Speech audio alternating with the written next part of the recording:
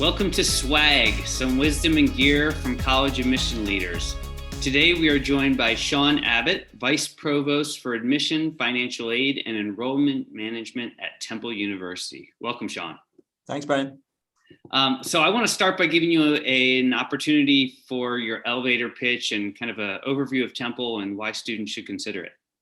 Sure. So the first thing that I like people to know about Temple is that we were actually founded as a night school, as sort of a working class version of the University of Pennsylvania, or a working class alternative to the University of Pennsylvania, which is our neighbor here in the city of Philadelphia, which is where we are located. But we were founded back in the late 1800s as a night school for working adults. And over the course of the last nearly 2 centuries, we've grown to become one of the very largest universities in the United States. We're probably among the top 30 or 40 largest universities in America right now. In many ways, we're really kind of a kingdom of individual schools and colleges. We have 17 different schools and colleges, ranging from a law school and a medical school to the Fox School of Business to the Tyler School of Art and Architecture. Very much a collection of individual academic enterprises that make up a larger university. We're also an American university that does have a really strong presence abroad. We have 2 campuses outside the United States, Temple Rome and Temple Japan, really kind of form our global network of campuses. Temple Rome is actually one of the very oldest study abroad programs in Italy, and Temple Japan, which is in the heart of Tokyo, is actually the oldest American university degree granting campus in the country of Japan.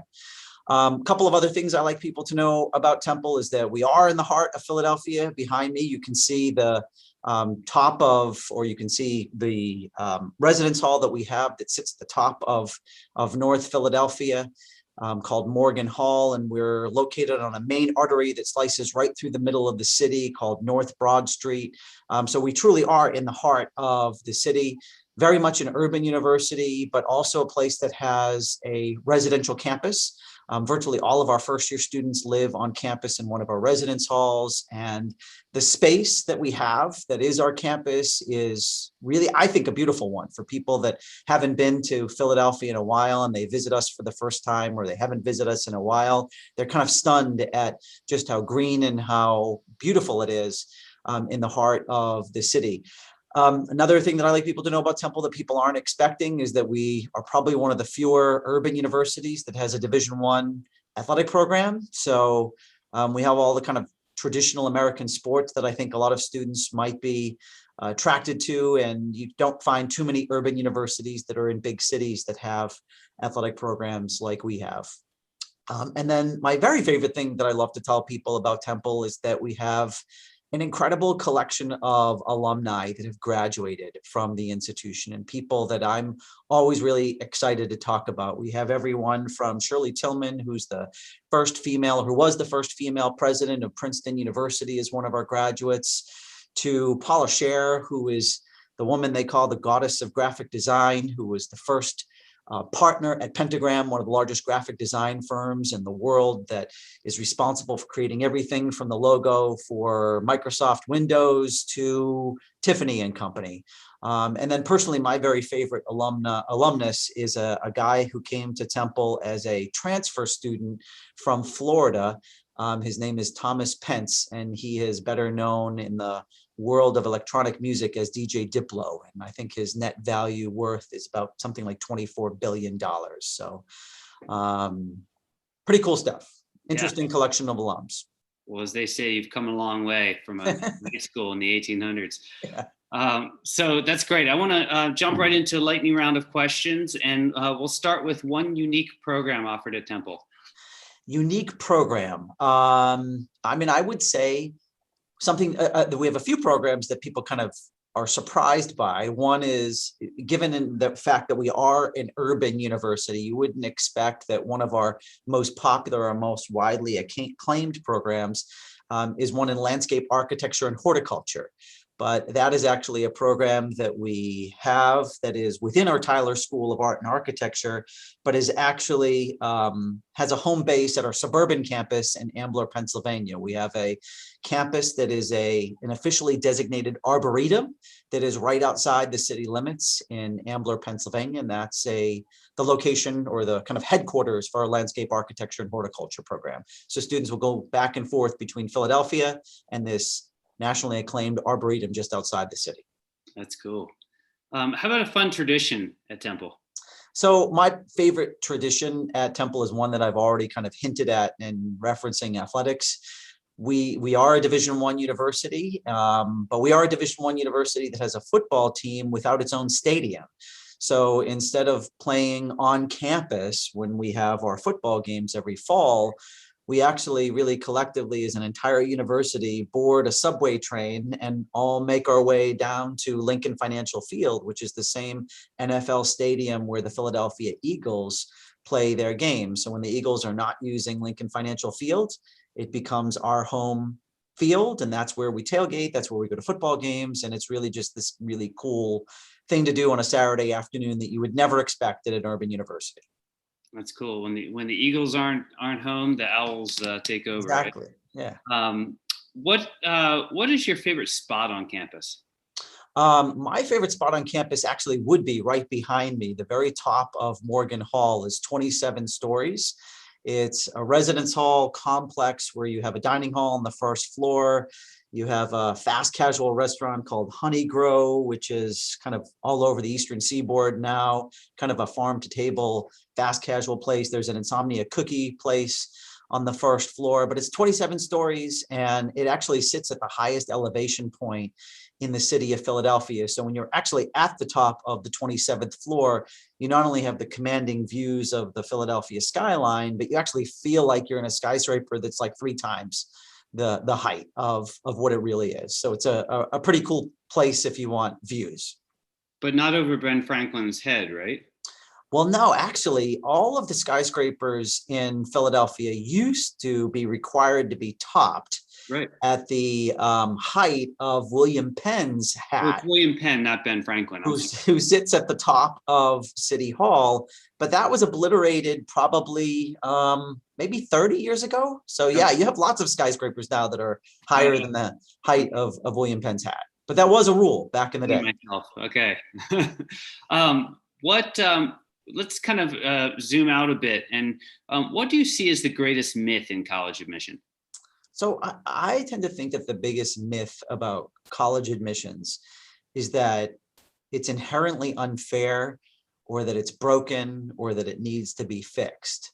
I would argue that the college admission process in the year 2021, or hopefully even 2022 and 2023, is more fair and more equitable than it has ever been since the early 1600s, or since the first college universities were established in the United States. I would say the process is more fair and more equitable than it ever has been. Now, that doesn't mean that I wouldn't argue that improvements can be made, or that it could be more equitable, or that it could be increasingly more fair, but I think there's a misconception that the process is broken. When in reality, I would say that the more accurate description of the college admission process is, or the college admission landscape, is that you have a very small collection of college universities that are incredibly popular, and you have this incredible demand, not only in the United States, but around the world, for this very small collection of college universities. And so when you take like a university like New York University that attracts over 100,000 students who apply for admission every year, but only has 5 or 6 or 7,000 seats for a first-year class, the reality is, however equitable or however fair the admission process may be, the bottom line is, the reality is, roughly 95,000 students are not going to get one of those spaces to attend New York University, or a university that is equally popular. So I think it has more to do with, or I think the more accurate description of the landscape is that you have college universities that are incredibly popular, that have a very large demand, but that doesn't necessarily mean the process to gain admission to those institutions is necessarily broken. Yeah, that's well said. What about a truth about college admission? Well, I mean, I think one truth about the college admission process is that academics are more important than anything else. I mean, regardless of the institutions to which you may be considering. And I even think about the universities that I've represented before in my career. I've been a college university admission officer for roughly about 25 years. And I've worked at places like Boston University, at Stanford University, at NYU, at Columbia University, and now at Temple University.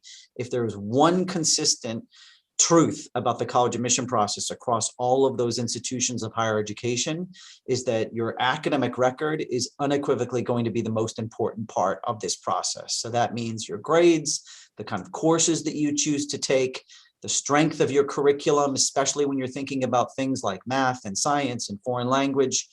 Unequivocally, regardless of how selective a college university or how prestigious a college university is, your academic record matters more than anything else. That's such an important point. How about an important fact about affordability and access that students should know? Well, I mean, I would imagine that a high school student or a parent of a high school student who starts investigating where they may want to attend college universities when they graduate from high school will quickly discover that the most popular private college universities in America may be as expensive as $75,000, $80,000, $85,000 a year. That sticker price is a sticker price that you'll probably quickly encounter if you start looking at some of the more popular college universities that are private in America. So I would say, one really important piece of advice that I try to give to students and families is that if you are going to be in need of financial assistance as you're thinking about where you may attend a college university, or at the very least, if you're going to be price conscious about the college universities you may be thinking about, it's super important to not only identify a balance of college universities to which you may gain admission to, but identify a balance of college universities which you may be able to afford. So while you may not have a burning interest in attending a college university in your home state that may offer you a reduced tuition discount by being a resident of that particular state, you really need to think about having affordable options as possible destinations for where you may attend a college university. And even the sticker price of college university is going to vary widely. When you look at a place like Temple University, which is an urban university that feels a lot like a private university, our total cost of attendance for a student who's even outside the state of Pennsylvania will be closer to $45,000 a year. So I strongly encourage students to really think about possibly more affordable options as they're thinking about all of the college universities that they may investigate. Yeah, consider that early and often. That's a great point. Okay, final question. What is the best question a student should ask on a college tour, and what would be your answer for Temple? Well, I mean, I think it's a difficult question to ask because you don't necessarily know the circumstances of your tour guide or the person that you're meeting on any particular college university campus. And maybe it's not the question that you would ask of every tour guide that you meet or the only tour guide that you meet. But I do think it's important for you to ask a question that is along the lines of this by someone who attends that institution. And it's along the lines of the affordability, or it's in relation to the affordability topic. I think it's really important to ask students that go to a particular college university how they're affording their university experience or their college experience. I mean, is it through incredibly generous financial aid that college university is able to attend? Is it because students really struggle at that university, and that's something that you may want to be aware of?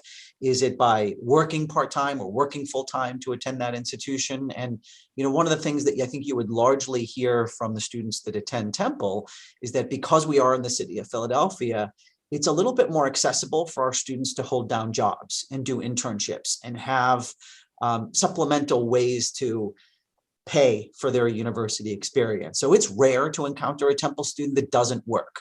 They're probably not working full-time and attending the university full-time, but they're likely working at least 10 hours a week to be here. And being an urban university, it's just a little bit easier to do that. And it's a little bit more accessible to get that kind of job experience and those internships, those paid internships and those work experiences that help you chip away at your university expenses.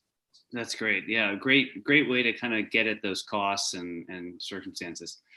All right, that's the wisdom. Now it's time for the gear. So let's reach into the swag bag and see what you have for us. Another bag. A bag within a bag. Here we go. And another bag. No, here. All right. Temple pennant. Go Owls. The Temple t-shirt. I like it. Perfect. Sounds like there's something else. Probably shameless propaganda. There we go. No. A Temple lanyard and a Temple pen. Nice. Well, thank you. Temple is kindly donating this swag to an organization promoting access and equity in college admission.